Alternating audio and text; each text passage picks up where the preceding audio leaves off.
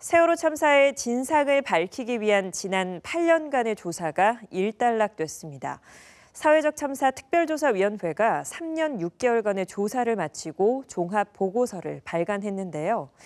여전히 침몰 원인을 밝히지 못한 채 미완의 결과물을 남겼습니다. 이재문 기자입니다. 인천항을 떠나 제주로 향하던 세월호는 2014년 4월 16일 오전 8시 48분경 진도군 조도면 병풍도 인근에서 갑자기 왼쪽으로 쓰러졌습니다.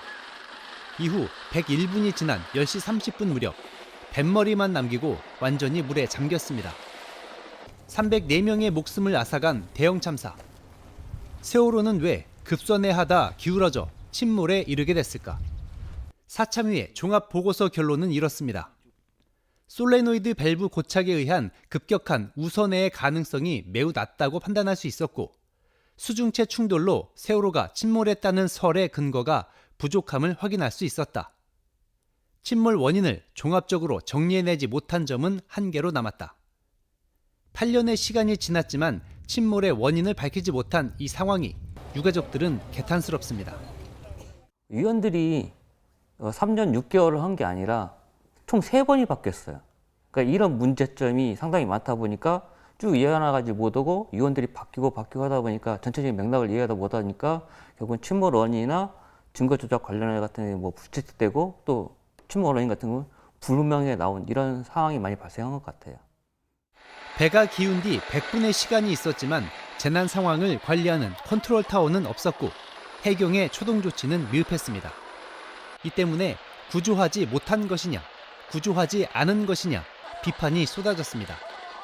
이에 대해 사참위는 그날 그곳에 국가는 없었다라고 결론을 냈습니다. 원칙과 의무, 책임을 모두 저버린 국가에 의해 참사는 더욱 확대됐다고 설명했습니다. 또한 정부는 책임을 피하기 위해 조직적으로 진상규명을 방해했고 유가족을 사찰했으며 유가족을 불순 세력으로 분류해 여론전을 폈다고 덧붙였습니다. 사참위는 참사의 책임을 국가가 인정하고 진실 규명을 조직적으로 방해하고 사찰한 행위 등에 대해 징계가 필요하다며 32건의 과제를 대통령과 정부, 국회 등에 권고했습니다. 유가족들은 이러한 권고안들이 이행되기를 바란다는 입장과 함께 침몰 원인 규명과 증거 조작 행위에 대한 추가 조사가 필요하다고 말합니다. 침몰 원인이 정확하게 밝혀지지 않았거든요. 그리고 어느 누구도 지금 3년 6개월 조사했지만 처벌받은 사람이 없어요. 대부분 다 어떻게 반대로 무혐의 처분이 계속 나왔거든요. 그러다 보니까 이게 제대로 된 조사가 됐나라는 의문점이 많이 들어요. 세월호 참사 유가족들은 사회적 참사 특별조사위원회에 종합보고서를 면밀하게 분석해 문제점과 한계를 찾아내고 침몰 원인을 규명하기 위한 행동에 나서겠다는 계획입니다. BTV 뉴스 이재문입니다.